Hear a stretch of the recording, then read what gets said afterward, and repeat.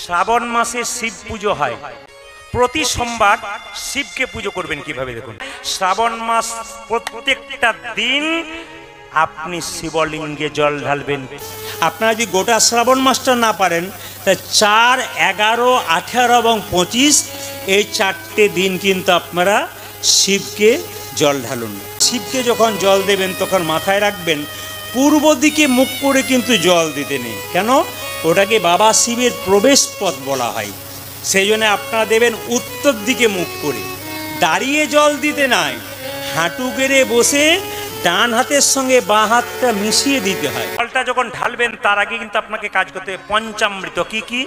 দুধ, ঘি, দই, চিনি আর কি মধু, এই 5টা একসঙ্গে মিশিয়ে শিবলিঙ্গে মাখিয়ে দেবেন। শ্রাবণ মাসে 4টে সোমবার, 4টে সোমবারে শিবমুষ্টি দেবেন। একটা 4, একটা 11, একটা 18, একটা 25।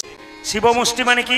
আপনার হাতে যতটা মুষ্টি হয় এটাকে শিবমুষ্টি বলে। আগামী দিন যে প্রথম সোমবার আসছে, এই প্রথম সোমবার আপনারা কি দেবেন শিবলিঙ্গে? প্রথম সোমবার দেবেন আপনারা আতপ চাল। দ্বিতীয় সোমবার কি দেবেন? দ্বিতীয় সোমবার দেবেন আপনার কালো জিরা। কালো জিরা 1 মুষ্টি শিবলিঙ্গে দেবেন। তৃতীয় সোমবার আপনারা দেবেন মুগ ডাল 1 মুষ্টি। চতুর্থ সোমবার শেষ সোমবার কি দেবেন? বার্লি। বাবা শিবলিঙ্গে কটা পাতা দেবেন? কটা পাতা দেবেন? পাতা যদি পান আপনারা সবসময় বিজোড় দেবেন। বাবার এক নাম কি বলুন তো? আশুতোষ। বাবা অল্পতে সন্তুষ্ট। যদি আপনার পাতা প্রচুর থাকে তাহলে আপনি সবচাইতে ভালো হয় যদি 11টি পাতা আপনি দেন, কারণ বাবার আরেক নাম হচ্ছে রুদ্রদেব। শ্রাবণ মাসটা শিবের মাস কেন? এই শ্রাবণ মাসে জল ঢালা হয় কেন শিবলিঙ্গে বা শিবের অঙ্গে? এই শ্রাবণ মাসে কিন্তু সমুদ্র মন্থন হয়েছিল, আর সমুদ্র মন্থনে যে বিষ মায়েরা উঠেছিল, এই সৃষ্টিকে রক্ষা করার জন্য বাবা ভোলানাথ সেই বিষ পান করেছিলেন, এবং পান করে কোথায় রেখেছিলেন? কণ্ঠে রেখেছিলেন। এই জন্য বাবার আরেক নাম হচ্ছে নীলকণ্ঠ।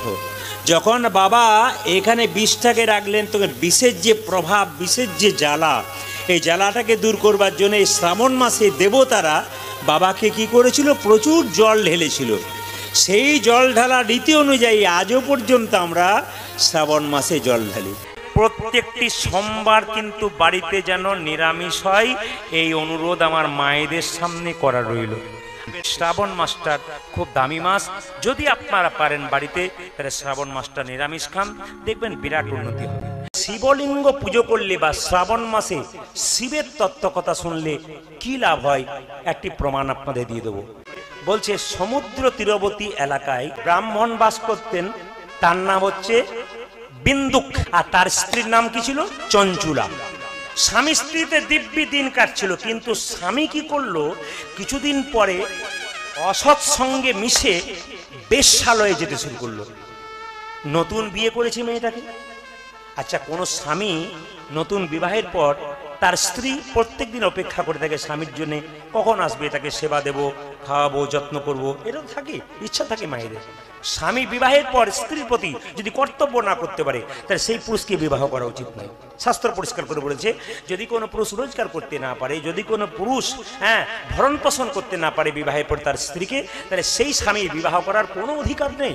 কারণ আপনি যাকে নিয়ে আসবেন সে তো অবলা, তাকে কিন্তু ভরণ পোষণ করার দায়িত্ব আপনার আছে, আপনাকে করতে হবে। কিন্তু সেই ব্রাহ্মণ, বিন্দুক ব্রাহ্মণ কি করলো না, প্রত্যেক দিন বেশ্যালয়ে যায়। সেই স্ত্রী প্রত্যেক দিন অপেক্ষা করে তাকে স্বামী সুখ লাভ করার জন্য, কিন্তু স্বামী সেই সুখ দিতে পারে না। হঠাৎ করে দেখলো স্বামী যখন বেশ্যাবৃত্তি করে বেড়ায় তখন স্ত্রীর মনে কিন্তু পরপুরুষের চিন্তা হতে লাগলো। আর পরপুরুষের চিন্তা করতে করতে কিছুদিন পরে কোনো পুরুষের সঙ্গে সম্পর্ক করে বাড়িতে গিয়ে পুরুষের সঙ্গে মিলন করতে লাগলো, বাইরের পুরুষের সঙ্গে। তাকান, যখনই ব্রাহ্মণ বেশ্যাবৃত্তি করতে লাগলো তার স্ত্রী তখন পরপুরুষের সঙ্গ করতে লাগলো। একদিন একটা পরপুরুষ তার স্ত্রীর বাড়িতে ঢুকে গেছে, আর যেই না বলেছে কে, পরপুরুষটা দৌড়ে পালিয়ে গেছে। আর তার স্ত্রী ক্ষমা চেয়ে বলছে তুমি কিছু মনে করো না, আমি অপরাধ করে ফেলেছি। কি ভেবেছো তুমি? বারবার করে তাকে নানা রকম খারাপ খারাপ কথা বললো। শেষে বললো শোনো, একটা সিদ্ধান্তে আসি, আমি বেশ্যালয়ে যাব। তুমি বেশ্যালয়ে যাও বলে তো আমার এই অবস্থা হয়েছে। বলছে আমি বেশ্যালয়ে যাব, তুমি যা করছো করো, কিন্তু যে পুরুষের সঙ্গে সঙ্গ করবে তুমি কিন্তু তার কাছ থেকে টাকা নেবে, টাকার মাধ্যমে তুমি দেহ বিক্রি করবে, সংসার দিব্যি চলবে, কোনো অসুবিধা নেই, আমি বেশ্যাবৃত্তি যাব। হঠাৎ সেই বিন্দুক ব্রাহ্মণ একদিন মারা গেল।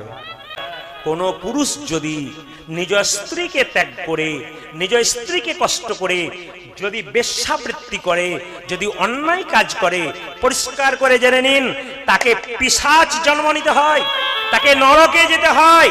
এবং নরকে গিয়ে তাকে কিরকম শাস্তি দেওয়া হয় না, গরম লোহার ডান্ডার মধ্যে তাকে জড়িয়ে রাখা হয় এবং তারপর তাকে পিশাচ জনিতে জন্ম হয়। এই বিন্দুক ব্রাহ্মণের পিশাচ জনিত জন্ম হলো, সে বিন্ধ্যাচল পর্বতে গিয়ে রইল পিশাচ রূপে। তার স্ত্রী একদিন এরকম খারাপ কাজ করতে করতে তার বয়স হয়ে গেল, কোনো পুরুষ তার কাছে আসে না। একদিন সে আফসোস করতে করতে মনে মনে ভাবলো, আমি তো সারা জীবন অন্যায় করলাম, আমার স্বামী অন্যায় করলো, তা পাপ করলে নাকি শুনেছি তীর্থে গেলে পাপের খণ্ডন হয়। তীর্থে তীর্থে বেড়াতে বেড়াতে হঠাৎ দেখতে পেল একটা গঙ্গার তীরে একজন ব্রাহ্মণ পাঠ করছে শিব পুরাণের কথা। আর শিব পুরাণের পাঠ করতে করতে যখন বলছে যে কোনো নারী বা কোনো পুরুষ যদি কোনো পরপুরুষ বা পরনারীর প্রতি কোনো স্ত্রী বা তার স্বামী যদি আকৃষ্ট হয় তবে তাকে পিশাচ জনিতে জন্ম নিতে হয়। সঙ্গে সঙ্গে সেই মেয়েটি আছাড় খেয়ে বলল, কে বলুন তো মেয়েটির নাম কি বললাম, যেটা বলুন মেয়েটির নাম কি বলেছিলাম? হ্যাঁ এরকম কি বলছে, মেয়েটির নাম কি বললাম? স্বামীর নাম বিন্দুক বললাম, আর মেয়েটির নাম চঞ্চুলা, নাকি বলছেন? এই চঞ্চুলা আছাড় খেয়ে বলল, ব্রাহ্মণ আমি বড় অন্যায় করে ফেলেছি, এক কাজ করো, আমি যেন পিশাচ জনিতে আর জন্ম না নিতে পারি তার ব্যবস্থা করো। বলে না, তুমি যে অন্যায় করেছো, অন্যায় করে শাস্তি তোমাকে পেতে হবে। বলে রোগ যদি হয়, রোগের যেমন কোনো ওষুধ আছে, সেরকম পাপ যদি কেউ করে সেই পাপ খণ্ডনের বিধান আছে, তুমি আমায় বিধান দাও। বলছে এই শ্রাবণ মাস চলছে, এই শ্রাবণ মাসে যদি তুমি শিব পুরাণ থেকে শিবের কথা শুনতে পারো, শিব হলো পবিত্র, শিব হলো পবিত্র, তো শিবের কথা শুনবেন। এই শ্রাবণ মাসে যত শিবলিঙ্গে জল দেবেন। বারবার ওই মেয়েটিকে বোঝালো। এখন মেয়েটি যখন হঠাৎ একদিন মারা গেল, সেই চঞ্চুলা মারা যাওয়ার পর সবাই লক্ষ্য করুন, তার কিন্তু আর নরকগামী হলো না। কেন? শিব পুরাণ পড়েছে, শিবের কথা জেনেছে, শ্রাবণ মাসে সোমবার সোমবার জল ঢেলেছে, উপবাস করেছে, তা একটা ফল তো আছে।